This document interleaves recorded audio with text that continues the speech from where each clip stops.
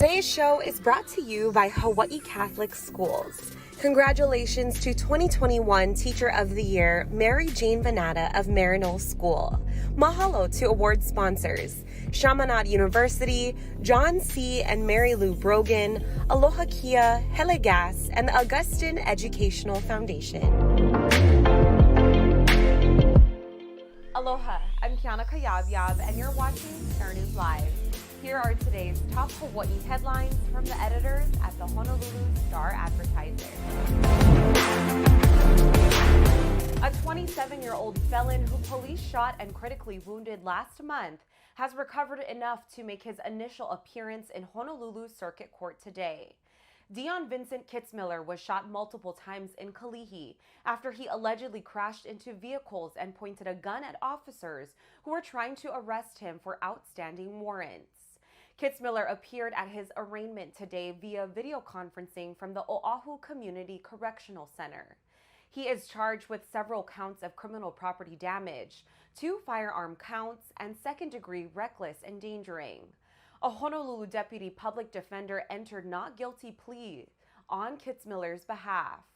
Kitzmiller's trial has been scheduled for August, and he remains in custody at OCCC on bail of $500,000. Hawaii health officials reported just 14 new coronavirus cases, bringing the total number of cases since the start of the pandemic to 37,367. There were no new reported deaths, so the state's COVID-related death toll remains at 513. Today's new infection cases include 12 on Oahu, 1 on the Big Island, and 2 Hawaii residents diagnosed outside the state. 1 previous Kauai case was removed from the state count. State officials also said that more than 1.65 million doses of the vaccine have been administered as of today, with 57% of Hawaii's population now fully vaccinated. When that number reaches 60% within the next couple of weeks, Governor David Ige says Hawaii will lessen more pandemic restrictions. Mauna Loa, the world's largest active volcano, is overdue for another eruption. Researchers at the University of Miami in Florida say the Big Island volcano could be nearing its next eruption and that a magnitude 6 earthquake or greater could set it off. Mauna Loa on average erupts every 7 years, but the last time the volcano came to life was in 1984 when lava flows came within 4 miles of Hilo. 2 years ago, the Hawaiian Volcano Observatory changed the alert level of Mauna Loa from normal to advisory after a steady increase in earthquakes and ground swelling. In recent months, HVO researchers have recorded small but unusual changes in Mauna Loa that reflect a restless mountain, including ground swelling and small, shallow earthquakes. In March, the observatory's scientists urged Hawaii Island residents to prepare for a Mauna Loa eruption by packing go bags containing essential items. They say that flows from Mauna Loa's southwest rift zone flows can reach populated areas in a matter of hours. Today is the first full day of summer, and with it comes a high surf advisory for the south shores of all Hawaiian Islands until 6 p.m.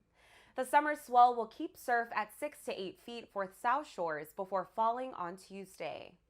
Forecasters warn of strong breaking waves and powerful currents along south shores. The National Weather Service says a few more south swells are expected for the second half of the week. And a northwest swell will produce small surf along north and west shores through Tuesday.